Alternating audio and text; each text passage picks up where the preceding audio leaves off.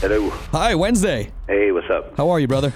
I'm trying to wake up. I really wish we could have talked yesterday or the day before with the news of Peter Steele passing away. It's kind of a somber day around here, but... Yeah, no, I heard about it going to bed last night, and I didn't know exactly that it was confirmed, but I pretty much figured it was because I'd kind of heard through reliable sources and everything.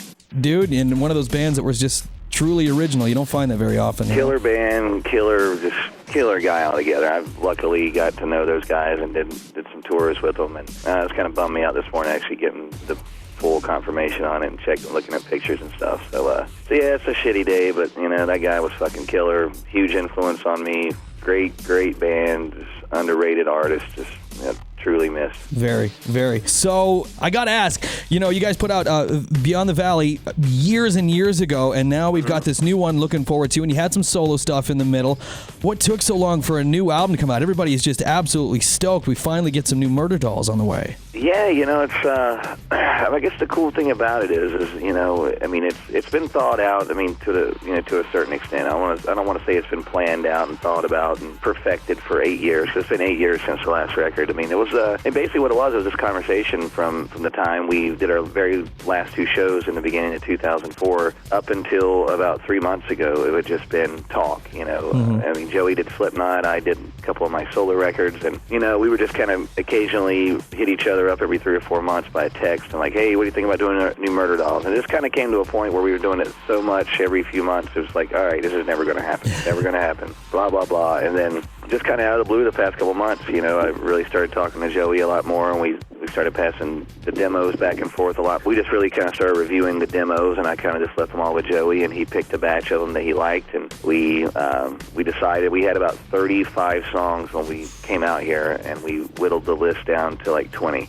And just went in, basically he and I, we did this record by ourselves along with our producer Zeus, and we just went in and basically set up his drums. I sat in front of him with a guitar, and we just went through each part and just did it rough tracks like that, built it piece by piece, and went back and added all the other stuff onto it. So, yeah, that's pretty much how it was. You guys did this up in the studio up in the Hollywood Hills. Right. With a recent interview with Nikki Sixx, like you were talking, it was just you and him. You said this to you is really a real Murderdolls album.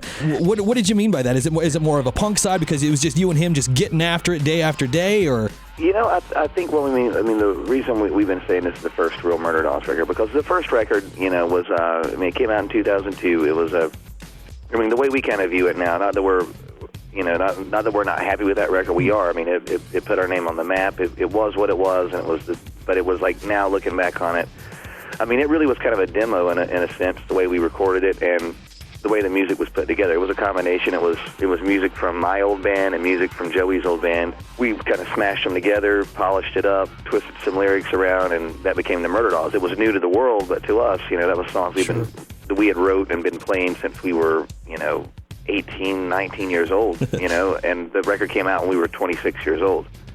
So that was kind of like our teenage angst kind of record, and now it's been 8 years since that record came out. This is a whole brand new batch of songs. It's nothing from previous bands. It's brand new music. This music's been wrote over the past 8 years, so it goes from, what I considered kind of, almost the old school kind of glam sound, to almost a super heavy Slayer-esque type kind of vibe. So it goes from, it's all over the place.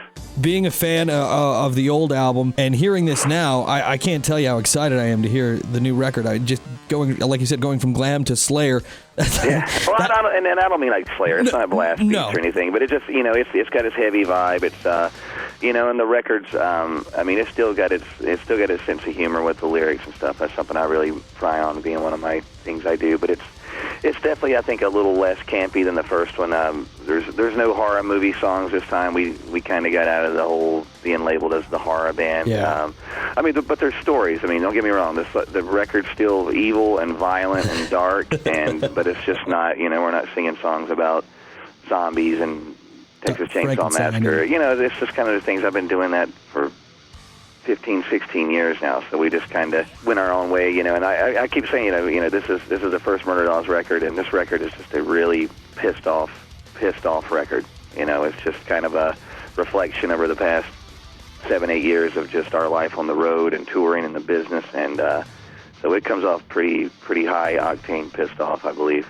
Yeah, it's weird, man, because we really didn't, the greatest thing was we didn't come in here with a plan. The only plan we had was we knew we had songs to record. Yeah. And our producer, Zeus, first day, I didn't know this guy at all. I just, he was recommended through Joey, and him and Joey had worked. And first day, he sat down with me, and he said, well, look, man, he goes, if you want to give me a list of any records you want me to listen to or style that you're going for. And I was like, fuck that. I was like, I don't want to listen to anybody. I don't want to create anybody's sound. I was like, you hone in and zone in on what we're creating here. That's awesome. And we make this record in this room, and we don't worry about, of course we use ideas, and we'll be like, oh, well, that's kind of a Twisted Sister solo, or that's a Ace Frehley solo, or that's we would have little terms. We would say, all right, well, that needs that kind of part in it. Yeah.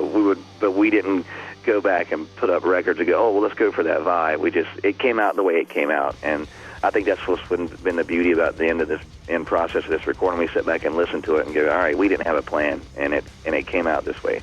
And dude, being on the radio side, if you turn on any mainstream radio station anywhere, that's exactly why you hear every damn song that sounds the exact same, because the band sits down and goes, hey, let's do a Zakk Wylde solo here, and let's do that's where metal and rock gets screwed on a daily basis, and it's so rad that you guys just went in there and cut it from scratch. Oh yeah, that doesn't happen anymore. We didn't think about anything. If we did think about anything in the outside world, we were like, if we did anything that was remotely like, that just sounds like something somebody would do now, we would scratch it. Awesome.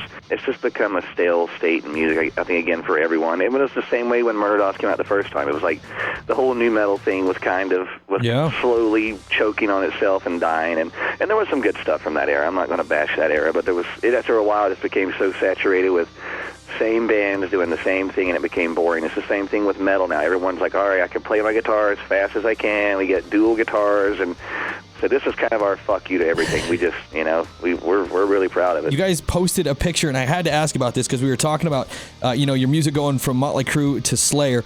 There was a picture of Mick Mars in your studio. Yeah. We, it's funny story. We weren't, we're at our studio here. We have like a house that's connected to the studio, so which is really cool. When we recorded, we didn't have to go to hotels and lose the vibe. We we're in this really cool place in the Hollywood Hills, and we had the studio and we had the house right beside of it. So every day on the house, we had VH1 Classic on, and they're just for some reason the week we were here, it was like Metal Mania week. So they were constantly playing the Metal Mania videos, and they're playing VH1's that metal show, and we know all those guys on that show. They're good friends with us. They're on like every 30 minutes, and it was like a Motley Crue documentary or a Def Leppard documentary or Behind the Music Week or whatever, and just every time you walk by the TV, it was either Motley Crue on or something like that. And we got into one of these songs, and again, I've told you before, like we would use like little references, or like, oh, this needs kind of a Twisted Sister-ish kind of solo, or no, that needs a fucking Angus Young, Ace Frehley kind of solo. And it came to these two songs that we had, and I was like, man, these are like, I was like, I totally hear these Mick Mars kind of vibes in this. And we just kind of kept walking by the TV, and Motley Crue was on or whatever. And our production manager here at the house has been basically taking care of us. He was like, he just mentioned Mick Mars. He's like, I'll call Mick. I'll get him up here in an hour. And it was kind of like a joke thing. I was like, all right, whatever. So he because he used to tour manage Motley Crue, and so he gave Mick a call, and we had it worked out in a couple of days. We sent him a rough, and then he came up over on the weekend, and we spent about 3 or 4 hours in the studio. He came in. He was fucking coolest guy in the world, man. Just came in and, just was really interested in the amp sound and the tone, and he was telling us how he got these different tones on certain records and how he held the mic at a certain angle at the amp. And, he was just really, really, it wasn't a thing like, hey, I want to come in and play my part and pay me. It was more a thing of I want to come in and I want to sound the best I can. It wasn't anything like that. And we just sat around and told jokes and hung out the whole night and just, just kept pinching ourselves the whole time hearing our song and just going, holy shit, we got fucking Mick Mars in here ripping a solo right now. This is pretty badass. Yeah, he's got a guitar sound that you can put up against anybody, and that's Mick. Oh yeah, he did some really, really cool shit on this record. You got to hear it. I'm so excited. Great. Wednesday, your time is so valuable to me today. Yeah. I really appreciate you hooking up and filling us in on this record. There's so much buzz going out. I think you guys are going to be pleasantly surprised when it does drop. Yeah, man. Hey, this is Wednesday 13 from the Murderdolls, and you're listening to Rockstar Radio, and people hate me.